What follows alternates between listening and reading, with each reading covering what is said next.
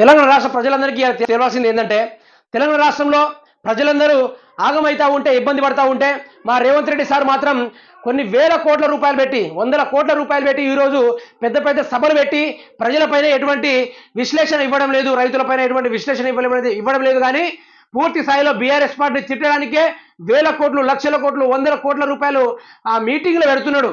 గా ముచ్చండి ఇలా చూసుకునే ప్రయత్నం చేద్దాము. కేసీఆర్ని తిట్టడానికి 100 కోట్లు పెట్టి కాంగ్రెస్ సభ ఘటన ఉంది. వారం ఈ పెద్ద పెద్ద నాయకులు ఇక అందరు కేసీఆర్ గురించే మాట్లాడడానికి వచ్చిళ్ళు, కేసీఆర్ ని తిట్టడానికి అధికారంలోకి వచ్చిళ్ళు. వీళ్ళకు పరిపాలించమని ప్రజలు ఆయనకు ఓటేసి గెలిపిస్తే మళ్ళీ కేసీఆర్ పాటే పాడుతున్నారు. ఒకసారి ముచ్చట చూద్దాం. కేసీఆర్ విర్రవీగుతున్న కేసీఆర్ బీఆర్ఎస్ పార్టీ కేసీఆర్ 4 నెలలుగా ఓడిపోయినటువంటి ముఖ్యమంత్రి కేసీఆర్ కి ఒక పక్క కేటీఆర్ కి బీఆర్ఎస్ నాయకులు కేసీఆర్ చంద్రశేఖర్ రావు ఎంత 100 కోట్లు ఖర్చు పెట్టినా కూడా సభలో ఎవ్వరు మాట్లాడినా కూడా ఒకటే కేసీఆర్ కేసీఆర్ కేసీఆర్. కొండా సురేష్ గారు మాట్లాడినా కేసీఆర్, పొన్నం ప్రభాకర్ గారు మాట్లాడినా కేసీఆర్, ముఖ్యమంత్రి రేవంత్ రెడ్డి గారు మాట్లాడినా కేసీఆర్, రాహుల్ గాంధీ గారు మాట్లాడినా కేసీఆర్. ఎందుకంటే కేసీఆర్ లేకుండా వీళ్ళకి పాలన శాత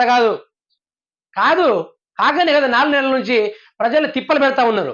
మరి కేసీఆర్ని తిట్టడానికే 100 కోట్ల రూపాయలతోటి సభలు పెట్టించి వేల లక్షల రూపాయలు ఖర్చు పెట్టి మరి కేసీఆర్ని తిట్టడానికి తెలంగాణ రాష్ట్ర ప్రజలు అధికారం ఇచ్చారు రేవంత్ రెడ్డి గారు. లేకుంటే కాంగ్రెస్ ముఖ్యమంత్రులు కానీ, కాంగ్రెస్ మంత్రులకు కానీ, కాంగ్రెస్ ఎమ్మెల్యేలకు కానీ. తెలంగాణ రాష్ట్ర ప్రజలు ఈరోజు ఆగమైతా ఉంటే దానిపైన 1 రూపాయి కూడా ఖర్చు పెట్టిన ఈ ప్రభుత్వము, ఆ ప్రజల్ని పరామర్శించలేని ఈ ప్రభుత్వము కేసీఆర్ని తిట్టడానికి కాంగ్రెస్ పార్టీని అధికారంలోకి తీసుకొచ్చామా? ఆ జియో 46 బాధితులు రోడ్లు పట్టుకొని ఏడుస్తున్నారు. ఏం చేయాలో అర్థం కాక ఉరితాళ్ళకి దిక్కని చూస్తున్నారు. రాష్ట్ర రైతాంగం వారు మరణించారు, ఆటో డ్రైవర్లు మరణించారు. గిన్ని జరిగినా కూడా రేవంత్ రెడ్డి ఏం జరగలేదు, తెలంగాణ రాష్ట్రం సస్యశ్యామలంగా ఉంది, నేను వచ్చినప్పటి నుంచే తెలంగాణ రాష్ట్రం కలకడలాడుతూ ఉంది అనుకుంటా రేవంత్ రెడ్డి మాట్లాడుతున్నాడు. మరి బీఆర్ఎస్ పార్టీ తిట్టడానికి 100 కోట్ల రూపాయలు ఉన్నప్పుడు మా తెలంగాణ రాష్ట్ర ప్రజల్ని పట్టించుకోవడానికి మాత్రం మీకు 1 రూపాయి కూడా ఎందుకు లేదు, 1 నిమిషం టైం కూడా ఎందుకు లేదు రేవంత్ రెడ్డి గారు? మరి ఏం చేస్తున్నారు? ప్రజల్ని పట్టించుకొని ప్రభుత్వం దేనికైనా ప్రజలు ప్రశ్నిస్తూ ఉన్నారు.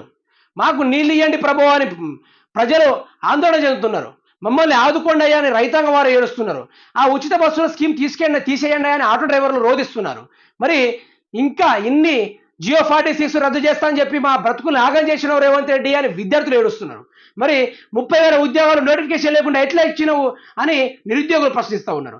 వాటన్నింటికి సమాధానం చెప్పకుండా, వాటి మీద 1 రూపాయి ఎస్టిమేషన్ చేయకుండా, వారి కోసం 1 నిమిషం కేటాయించకుండా ఈరోజు కేసీఆర్ని తిట్టడానికి పని మాలుగా పెట్టుకొని ఈరోజు దేంట్లో ఇప్పుడు అసెంబ్లీ ఎన్నికల్లో గెలిచావు, మళ్ళీ లోక్సభ ఎన్నికల్లో గెలవడానికి మళ్ళీ బూతుల పురాణాన్ని మొదలు పెడుతున్నారు రేవంత్ రెడ్డి. మరి దానికోసమే వందల వేల కోట్ల రూపాయలు ఖర్చు పెడతా ఉంటే మరి ఆరివే రోజుకు చిల్లు పడుకుంటా ఇన్ని అప్పులు తీసుకుంటా ఉంటే మా తెలంగాణ రాష్ట్ర ప్రజల్ని ఇంకా ఆదుకునేది ఎప్పుడు? మా తెలంగాణ రాష్ట్ర రైతాంగం వారు చావులు ఆగేది ఎప్పుడు? మా రాష్ట్ర ఆటో డ్రైవర్లు ఆత్మహత్యలు ఆగేది ఎప్పుడు? జియో 46 బాధితులకు న్యాయం జరిగేది ఎప్పుడు? నిరుద్యోగులకు న్యాయం జరిగేది ఇంకెప్పుడు? ఇంకా తెలంగాణ మొత్తం ఆగం అవడానికే దగ్గర పడింది. ఇంకేముంది? అభివృద్ధి చేయడానికి ఇంకేముంది తెలంగాణ రాష్ట్రంలో? దయచేసి తెలంగాణ రాష్ట్ర ప్రజలకి అర్థం కావాలి. రేవంత్ రెడ్డి గత ప్రభుత్వాన్ని విమర్శించడానికి, తిట్టడానికి, దుమ్మేసుకోవడానికి, గోచి పట్టుకొని తిరగడానికి మాత్రమే ఆయన అధికారంలోకి వచ్చాడు. తెలంగాణ రాష్ట్ర ప్రజలు కన్నీళ్లు దిగడానికి, మరణించిన వారి కుటుంబాన్ని ఆదుకోవడానికి, పంటలు ఆగమైతా ఉంటే ఆ పంటలకు నష్టపరిహారం ఇవ్వడానికి మా రేవంత్ రెడ్డికి టైం లేదు, 1 రూపాయి కూడా లేదు. కానీ సంతలు పెట్టడానికి, సభలు పెట్టడానికి, గోచీలు లాగడానికి, షెడ్యూల్ లాగడానికి అయితే మాత్రం వందల కోట్ల రూపాయలు ఉంటాయి. మా రేవంత్ రెడ్డి బూతుల పురాణం మాట్లాడి మళ్ళీ ఇంకోసారి లోక్సభ ఎన్నికలు గెలిస్తే ఇక ప్రజలపైన శటకోపాలు పెట్టేసి 7వ గ్యారంటీగా చేతుల శిప్పకులు పెట్టడం మాత్రం ఇది తథ్యం అవుతుంది.